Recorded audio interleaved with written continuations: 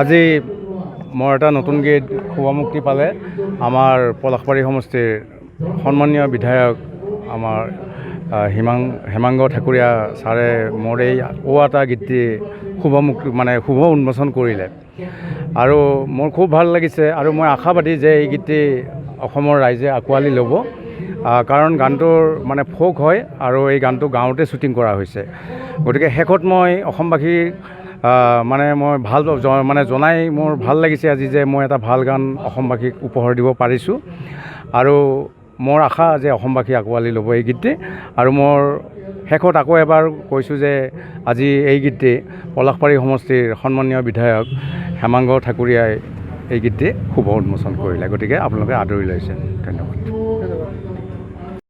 অত্যন্ত এজন স্থানীয় বিধায়ক হিচাপে অত্যন্ত সুখী পলাশবাৰী সমষ্টিৰ বিধায়ক হিচাপে যে আমাৰ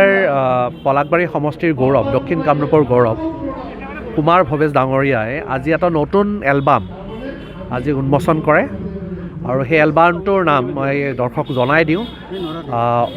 আটা এটা নতুন আমাৰ দক্ষিণ কামৰূপৰ বিশেষকৈ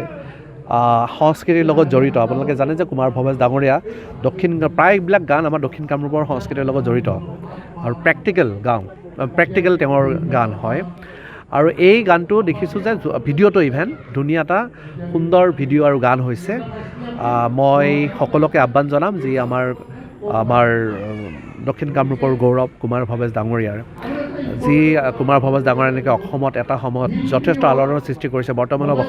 অসমৰ চাৰিওফালে যথেষ্ট গীত মাতেৰে যথেষ্ট জনপ্ৰিয় মই আশা কৰিম যে নতুন এলবাম আটা এই এলবামটো সকলোৱে যাতে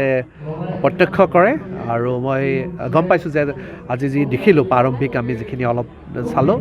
যথেষ্ট উন্নত মানৰ এটা প্ৰেক্টিকেল এটা গান হৈছে মই আশা কৰিম যে সকলো ৰাইজে যেন এই গানটো চায় আৰু আশা কৰিছোঁ যে এই গানটোৱে এটা ৰেকৰ্ড সংখ্যক অভিলেখ সৃষ্টি কৰিব আৰু কুমাৰ ভৱেশ ডাঙৰীয়া আকৌ আগলৈ আগবাঢ়ি যাওক তাৰে কামনা কৰিছোঁ ধন্যবাদ।